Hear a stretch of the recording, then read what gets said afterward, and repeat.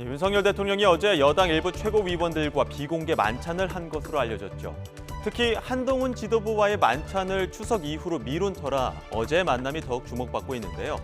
국민의힘 김종혁 최고위원은 오늘 아침 인터뷰에서 본인은 연락도 받지 못했고 누가 갔는지도 확인되지 않는다며 대체 어떤 경로로 보도됐는지 그게 이상하다고 밝혔습니다. 저는 안 갔습니다. 안 간 건 확실해요. 연락을 받으셨어요? 아니요, 연락을 받지 않았고. 그런데 그거 비공개라는데 어떻게 이렇게 어저께 있었던 일이 바로 아침에 나오나. 그것도 참 특이하긴 하네요. 한동훈 대표 참석 안 한 거죠? 네, 안 한 걸로 알고 있습니다. 용산에서 흘러나왔는지 아니면 그중에서 어떤 한 분이 기자하고 우연히 통화를 하다가 그 얘기를 하셨는지는 잘 모르겠습니다만 네. 뭐 좋게 해석을 한다면 대통령실에서 다양하게 의견 청취를 하려고 노력을 하고 있다라는 것으로 받아들일 수도 있겠고 아까 김 앵커 얘기하신 대로 조금 삐딱하게 본다면 야 이거 무슨 추석 이전에 하는 거를 추석 이후로 옮겨놓고서 추석 이전에 그럼 왜 하는 거야? 이런 식으로 비판적으로 바라볼 수도 있어서 네. 진실은 그 중간 어디쯤에 있지 않을까 싶긴 합니다.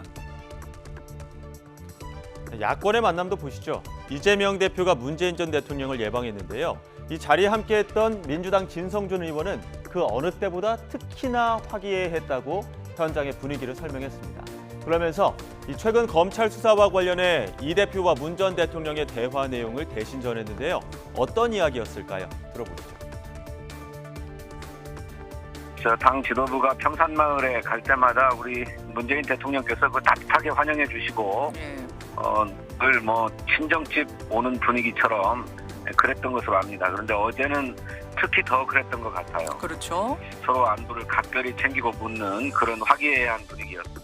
이재명 대표께서 먼저 말씀을 했지요. 최근 검찰의 작태가 정치적으로도 또 법리적으로도 도저히 이해가 가지 않는 정치 탄압이다. 정치 탄압이다. 이런 말씀을 했는데 그래서 문재인 대통령이 기본적으로 당신이나 또 그 가족이 감당할 일이지만은 당에서 적극적으로 나서줘서 고맙게 생각한다.